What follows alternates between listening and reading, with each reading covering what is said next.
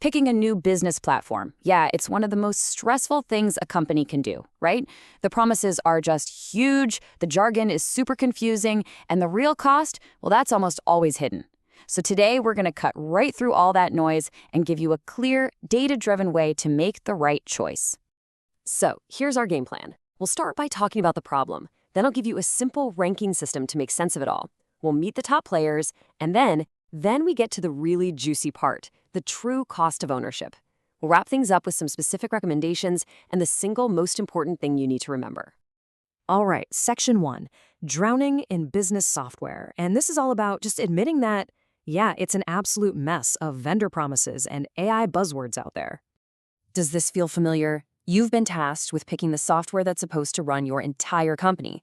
The pressure is just immense, and every single vendor, they all start to sound exactly the same. It's this tangled web of ERP, the stuff that manages your core operations, and CRM for your customer relationships, and now this layer of AI, all wrapped up in marketing slogans just screaming for your attention. They all promise this seamless AI-powered future, but let's be real. The reality is often way more complicated and a whole lot more expensive. So how do we possibly make sense of this chaos? Let's move on to section 2, a framework for clarity. This is where we give you a simple but really powerful ranking system to cut through all that noise. We can pretty much categorize every single platform into one of 4 tiers. You've got S tier, which is like the holy grail, unified systems with powerful AI built right in. Then there's A tier. They're excellent at their main job, but you're going to have to integrate other pieces. B tiers are strong in maybe one specific area, but their AI is kind of weak. And C tiers, well, they're the niche players for very specific needs. This whole framework is really built on one crucial trend: platform convergence.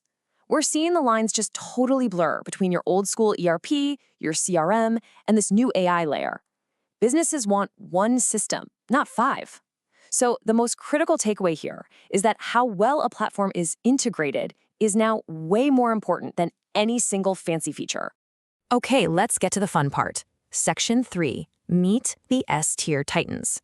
These are the platforms that have really embraced this idea of convergence and are pretty much setting the standard for everyone else. Think about it this way. Microsoft, they're like a high-end prefab home builder. They give you a totally unified kit where every single piece, from Dynamics 365 to Azure AI to Microsoft 365, is just designed to click together perfectly. Salesforce, on the other hand, is like an expert general contractor. They go out and hire the absolute best specialists, the best sales cloud, the best service cloud, and then they connect them all together. And Oracle? They built the entire house themselves, from the ground up on one single incredibly powerful foundation, their database. Now for the part I know you've been waiting for. Section 4, the true cost of AI.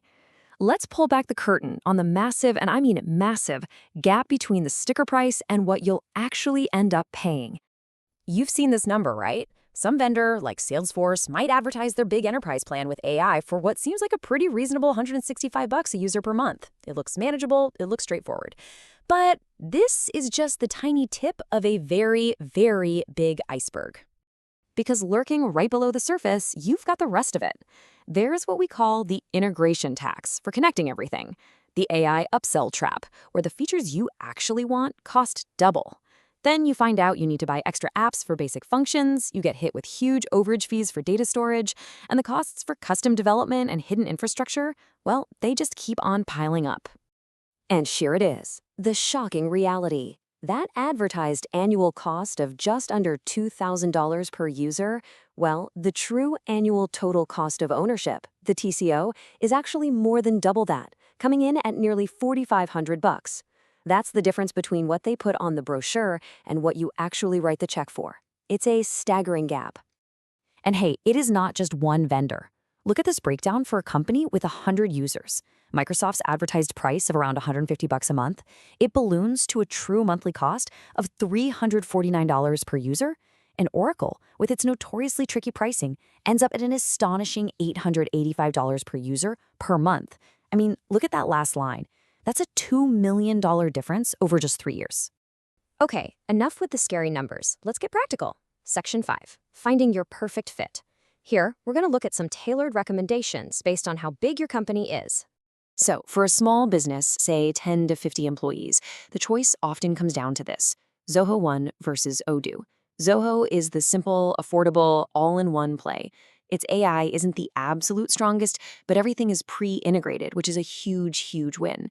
Odoo is more powerful, it's more customizable, especially for things like accounting, but you're going to need some tech skills on hand.